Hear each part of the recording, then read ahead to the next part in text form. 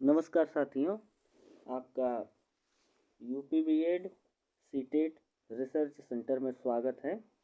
यहाँ पर हम मैथ की कुछ पेडागोजी सीटेट के लिए लेकर के आए हैं, तो इसको थोड़ा आप देखिएगा और अपने आप को परखिएगा कि यह किस प्रकार से है। तो हम देर ना करते हुए इस चीज़ को शुरू करते हैं। इसमें से आप पहला क्वेश्चन देख पा रहे हैं कि एक है डाइडन, जिसको डाइंस ब्लॉक के लिए जाना जाता है। उन्होंने चार परिकल्पना दी थी। सबसे पहले देखिए कि निम्न में से कौन डाइडन सिद्धांत से संबंधित नहीं है। तो यहाँ पर संरचनात्मक नियम, गतिशील नियम, उत्क्रमणीयता का नियम और यहाँ पर गणितीय प्रसरणशीलता का नियम। तो फ्रेंड्स, यहाँ पर जो उत्क्रमणीयता का नियम है ये उनके सिद्धांत से संबंधित नहीं है। बाकी संरचनात्मक सिद्धांत, गतिशील नियम, गणितीय प्रसरणशीलता का नियम और एक जो चौथा है वो है प्रत्यक्षीकरण। चौथा जो है वो है आपका प्रत्यक्षीकरण प्रसरणशीलता का नियम। तो इसमें जो थर्ड आपका आंसर है वो आपका सही हो जाएगा। अब आगे देखिए, सेकंड है कि पियाजे के अनुसार संख्या वस्तुओं के बीच बच्चे द्वारा बनाए गए दो प्रकार के संबंधों का विश्लेषण है। तो वो कौन सी संख्या है? ऑप्शन ए देख लेते हैं, अनुक्रम और पदानुक्रम समावेशन। यही आपका सही है। अनुक्रम जो होता है ऑर्डर और पदानुक्रम होता है हेरार्कियल, मतलब इसका जो होता है हेरार्कियल। तो जो ये होता है उसमें ये है कि जैसे अनुक्रम में जो क्रम से संख्या आती है और पदानुक्रम हेरार्कियल जो होती है जो कि पदानुक्रम के बाद आती है, जैसे उसमें नाम वगैरह जब पद के अनुसार उसे नाम लेकर के बुलाया जाए तो उसको कहा जाता है। अब हम नेक्स्ट देख लेते हैं, जो थर्ड है हमारा। यहाँ पर है कि छात्र प्रायः दशमलव संख्याओं की तुलना करने में गलती करते हैं। उदाहरण के लिए 0.50 0.5 से बड़ा है। इस त्रुटि का सबसे संभावित कारण क्या है? तो जो इस त्रुटि का सबसे संभावित कारण है उसमें आप देखिए कि दशमलव संख्याओं के लिए पूर्ण संख्या तथा अति सामान्यीकरण कर दिया गया है। संख्याओं की तुलना करने का अभाव। देखिए यहाँ पर बच्चे को आप दोष नहीं स्टेट में दे सकते हैं, इसको निगेटिव मान लीजिए। संख्या रेखा पर दशमलव संख्याओं के प्रतिनिधित्व का अभाव, ये भी आपका निगेटिव है। और हाई लापरवाही आप बच्चे को नहीं दे सकते, ये निगेटिव। जहाँ पर पॉइंट निगेटिव है स्टेट में आप हटा देंगे। तो यहाँ पर देख लीजिए जो आपका ए वाला है वो आपका सही है। हम नेक्स्ट की बात करते हैं। जो चौथा क्वेश्चन है वो है, निम्न में से कौन वर्ष 2021 में शिक्षा मंत्रालय द्वारा शुरू की गई राष्ट्रीय पहल का प्रतिनिधित्व करता है जिससे यह सुनिश्चित किया जा सके कि देश में प्रत्येक बच्चा मूलभूत साक्षरता और गणना सीखता है। देखिए यहाँ मूलभूत साक्षरता और गणना से क्या मतलब है। आप देखेंगे कि बच्चा 8वीं में है, बच्चा 9वीं में है और उसके बाद भी वो जोड़ घटाना भी नहीं जान पाता है, यानी उससे जोड़ भी ठीक से नहीं आ रहा है, उसे घटाना भी ठीक से। 10 में 9 में आप देखेंगे बच्चों को दे देंगे दशमलव वाले जोड़ घटाने, वो बेचारे फंस जाते हैं, उनको आता ही नहीं है। इसी को कहा गया है कि भारत सरकार ने एक पहल शुरू की है जिसके माध्यम से बच्चे को कम से कम मूल चीज़ें आए। वो उसमें से क्या है? समग्र भारत, साक्षर भारत, निपुण भारत। यहाँ पर देखिए जो निपुण भारत है वही है। इसे इंग्लिश में कर लेते हैं। यहाँ पर देखिए इसका होता है एन से नेशनल होता है, आई से इनिशिएटिव होता है और पी से आप देखेंगे तो प्रोफिशिएंसी, आर यू से आपका अंडरस्टैंडिंग और एन से होता है आपका न्यूमरेसी। यानी इतना होता है national initiative proficiency in reading with understanding numeracy. इसका यही पांचवा क्वेश्चन हम देखेंगे कि यहाँ पर निम्न में से कौन सा कथन सहकर्मी मूल्यांकन के लिए सही है। देखिए सहकर्मी वो होता है जो साथ में रहता है। यहाँ पर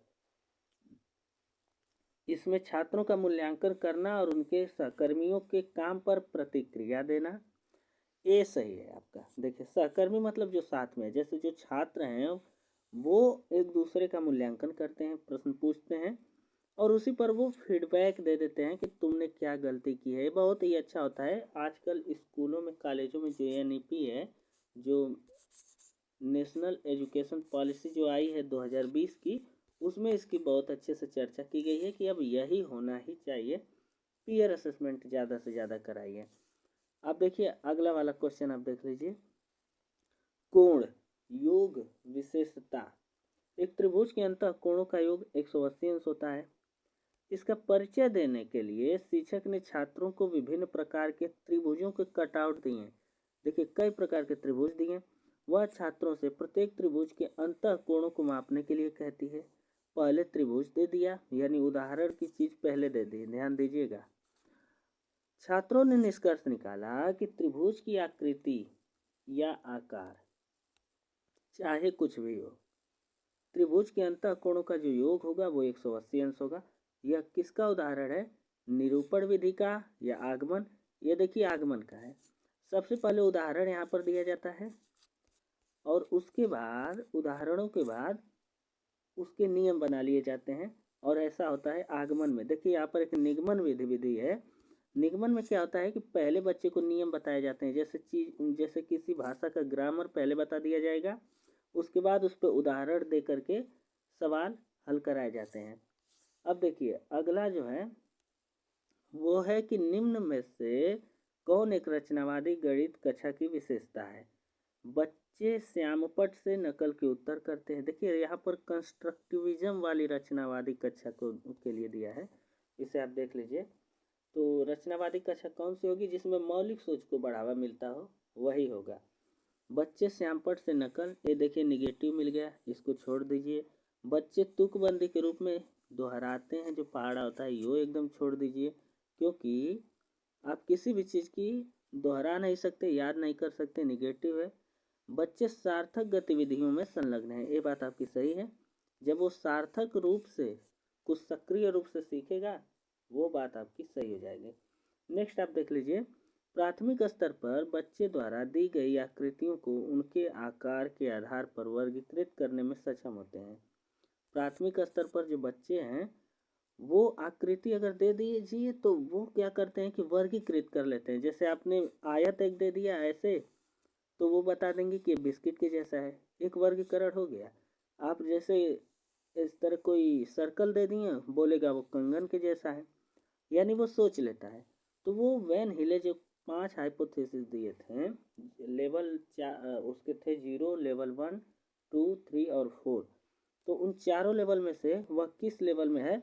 तो विश्लेषण स्तर, जिसे एनालिसिस कहा जाता है। और यहाँ पर है कि मानसिक चित्रण स्तर, संबंध स्तर, स्वतः सिद्ध स्तर।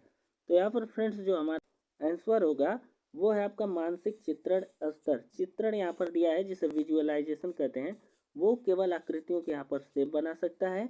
एनालिसिस जो स्तर होता है, ये वाला जो एनालिसिस स्तर है, इसमें बच्चा जो है कि उसका एनालिसिस करके और बता सकता है कि आयत में जो होता है और जो स्क्वायर होता है उसमें क्या अंतर है।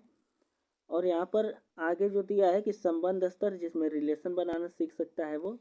अब नेक्स्ट हम देखेंगे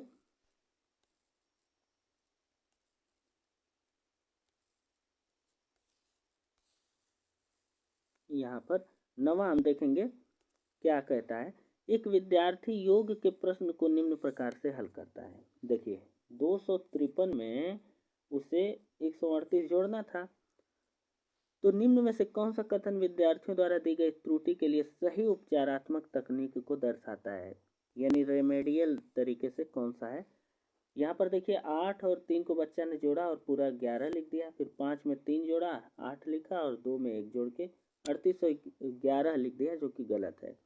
अब हम चारों ऑप्शन देखेंगे कि एक ही प्रश्न को कई बार दोहराना, ये निगेटिव है, इसको आप छोड़ दीजिएगा। विद्यार्थियों को सही उत्तर बताना, ये भी निगेटिव है। विद्यार्थी खुद खोजे, जहाँ पर खुद एक्टिव रहेगा वही आपका आंसर होगा। अगला आपका दिया है कि डायनेस ब्लॉक का उपयोग करके स्थानीय मान की अवधारणा को मजबूत करना, यही आपका आंसर सही होगा। डायनेस ब्लॉक होता है, इसमें कुछ आकृतियाँ होती हैं, ट्रायंगल होते हैं, स्क्वायर होता है, और उसके माध्यम से उससे जोड़ जोड़ करके स्थानीय मान आप निकाल सकते हैं। मल्टीप्लिकेशन, जोड़, सब्सट्रैक्शन, ये सारी कुछ गतिविधियां उसमें कर सकते हैं, फ्रैक्शन नहीं हल होगा। 10वां हम देखेंगे, जो 10वां है वो है कि प्राथमिक गणित शिक्षक ने विद्यार्थियों से एक रूलर स्केल निकालने को कहा।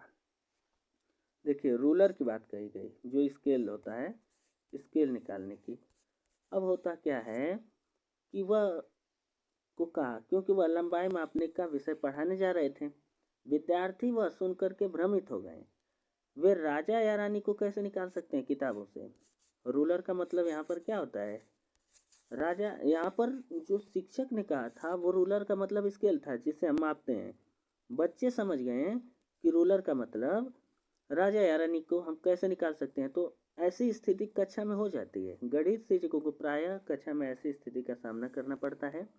शब्दावली में अस्पष्टता इसलिए हुई क्योंकि रूलर शब्द एक उदाहरण है समध्वनिक का, समनाम ध्वनिक का, अनेकार्थी शब्द का और पूर्व सर्ग शब्द का। तो यहाँ पर जो फ्रेंड्स हमारा उत्तर हो जाएगा वो है समनाम शब्द।